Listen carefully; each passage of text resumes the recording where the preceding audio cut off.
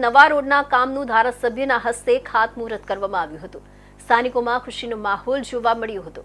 ભરૂચ શહેરમાં નગરપાલિકા હદ વિસ્તારમાં આવતા વોર્ડ નંબર 8માં 1.5 કરોડના ખર્ચે પીસીસી અને સીસી રોડ બનાવવા માટેના કામનું ભરૂચના ધારાસભ્ય રમેશ મિસ્ત્રીના હસ્તે ખાતમુહૂર્ત કરવામાં આવ્યું હતું। ભરૂચ શહેરમાં નગરપાલિકા હદ વિસ્તારમાં આવતા વોર્ડ નંબર 8માં 1.5 કરોડના ખર્ચે પીસીસી સાથે સીસી રોડ બનાવવા માટેના કામનું ભરૂચના ધારાસભ્ય રમેશ મિસ્ત્રીના હસ્તે ખાતમુહૂર્ત કરવામાં આવ્યું હતું।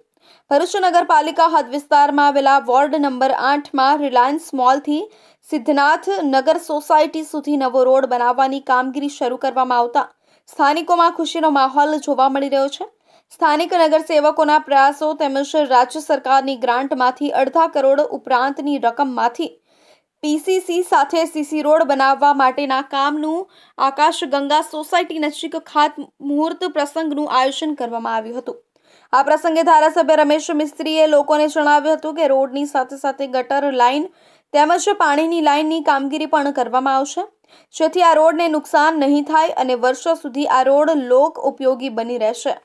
આજે ભરૂચના વોર્ડ નંબર 8માં રિલાયન્સ મોલની સામેથી આકાશગંગા સોસાયટી થઈને સિદ્ધનાથ નગરના નાળા સુધીના રસ્તાનું ખાતમુહૂર્ત કરવામાં આવ્યું છે। 49 લાખ અને 66,000 રૂપિયાની અંદાજિત રકમ સાથેનું આ કામ છે। આજથી જ આ કામનો પ્રારંભ થશે। પહેલાં પીસીસી થશે અને એના ઉપર સીસી રોડ બનાવવામાં આવશે, જેના કારણે એની મજબૂતાઈ લાંબો સમય સુધી રહેશે। ઘણા લાંબા સમયથી આ વિસ્તારના લોકોને ખૂબ મોટી તકલીફ હતી। અમારી જીવીડીસીની લાઇન સહિત વરસાદી પાણીના નિકાલની પણ વ્યવસ્થા આ કામની સાથે જ જોડવામાં આવે એ પ્રકારનું પણ આયોજન થયેલું છે। આ વિસ્તારના નાગરિક ભાઈઓ બહેનો બહુ મોટી સંખ્યામાં આજે અહીંયા ઉપસ્થિત થયા છે।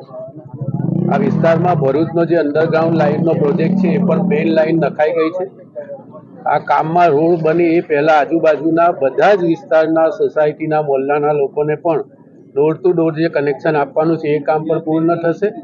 આ બધા જ કામો પૂર્ણ થતાં ત્યારબાદ આખરે સીસી રોડ ભરવાનું કામ શરૂ થશે, જેનો લાભ લાંબા સમય સુધી આ વિસ્તારના લોકોને મળશે એ અમને ખાતરી છે। આ પ્રસંગે ભરૂચ નગરપાલિકાના પ્રમુખ વિભૂતિ યાદવ, ઉપપ્રમુખ અક્ષય પટેલ, કારોબારી ચેરમેન હેમેન્દ્ર પ્રજાપતિ, સ્થાનિક નગરસેવક ધનજી ગોહિલ, પ્રવીણ પટેલ સહિત મોટી સંખ્યામાં સ્થાનિકો ઉપસ્થિત રહ્યા હતા।